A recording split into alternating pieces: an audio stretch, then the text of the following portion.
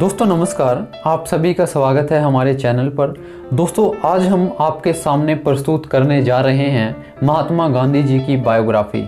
तो शुरू करते हैं आज का वीडियो।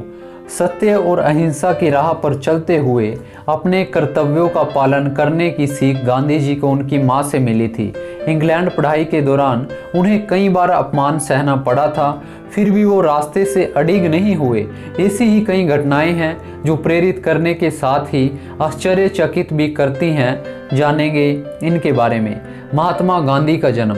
राष्ट्रपिता महात्मा गांधी का जन्म गुजरात के पोरबंदर में 2 अक्टूबर 1869 को हुआ था। इनके पिता का नाम करमचंद गांधी और माता का नाम पुतलीबाई था।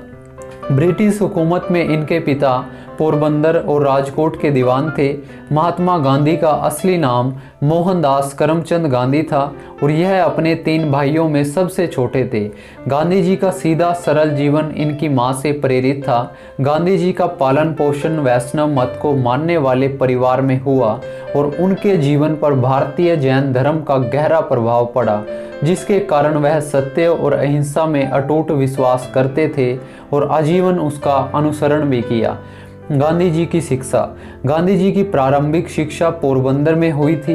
पोरबंदर से उन्होंने मिडिल स्कूल तक की शिक्षा प्राप्त की। इसके बाद इनके पिता का राजकोट ट्रांसफ़र हो जाने की वजह से उन्होंने राजकोट से अपनी बची हुई शिक्षा पूरी की। साल 1887 में राजकोट हाई स्कूल से मैट्रिक की परीक्षा पास की और आगे की पढ़ाई के लिए भावनगर के सामलदास कॉलेज में प्रवेश प्राप्त किया, लेकिन घर से दूर रहने के कारण वह अपना ध्यान केंद्रित नहीं कर पाए और अस्वस्थ होकर पोरबंदर वापस लौट गए। 4 सितंबर 1888 को इंग्लैंड के लिए रवाना हुए। गांधी जी ने लंदन में लंदन वेजिटेरियन सोसाइटी की सदस्यता ग्रहण की और इसके कार्यकारी सदस्य बन गए। Gandhi ji London vegetarian society के सम्मेलनों में भाग लेने लगे और पत्रिका में लेख लिखने लगे।